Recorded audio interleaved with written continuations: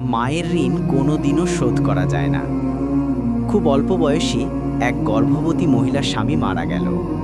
স্বামী মারা যাওয়ার কিছুদিন পর তার একটি ফুটফুটে ছেলে সন্তান হলো।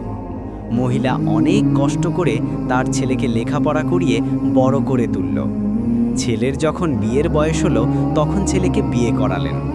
বিয়ের কিছুদিন পর ছেলে তার মায়ের সাথে অনেক খারাপ ব্যবহার করা শুরু করলো এবং মাকে ঘর থেকে বের করে দিল।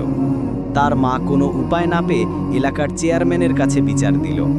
চেয়ারম্যান ছেলেকে বললেন, তোমার মায়ের ঋণ শোধ করতে হবে না, শুধু একটা ঋণ শোধ করবে। তোমার মা তোমাকে 10 মাস 10 দিন পেটে রেখেছে, তার এই ঋণটা তুমি শোধ করবে। ছেলেটি রাজি হয়ে গেল। তার পেটে কয়েকটা ইট ঝুলিয়ে দিয়ে বলল, এটা তোমার পেটে 10 মাস 10 দিন রাখতে হবে না, মাত্র 1 মাস পেটে বেঁধে রাখবে, তাহলে তোমার মায়ের ঋণ শোধ হয়ে যাবে। ছেলেটি তখন চলে আসলো। 2 থেকে 3 দিন যেতে না যেতেই ছেলের কাছে মনে হলো 20 মণ পাথরের বোঝা যেন তার বুকের উপর চেপে বসেছে। হাঁটতে গেলে শ্বাস বন্ধ হয়ে আসে, খেতে গেলেও কষ্ট লাগে, ঘুমাতে গেলেও শরীর মোচড় দিয়ে ওঠে। একদিন রাতে ব্যথা আর যন্ত্রণায় কাঁদতে কাঁদতে সে মাটিতে লুটিয়ে পড়ল।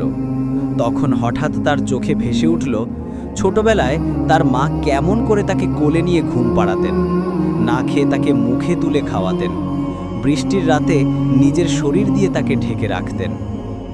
সেই মুহূর্তে ছেলেটা বুঝতে পারল, মায়ের ঋণ তো কোনো ইট, কোনো ওজন, কোনো কষ্ট দিয়ে শোধ করা যায় না।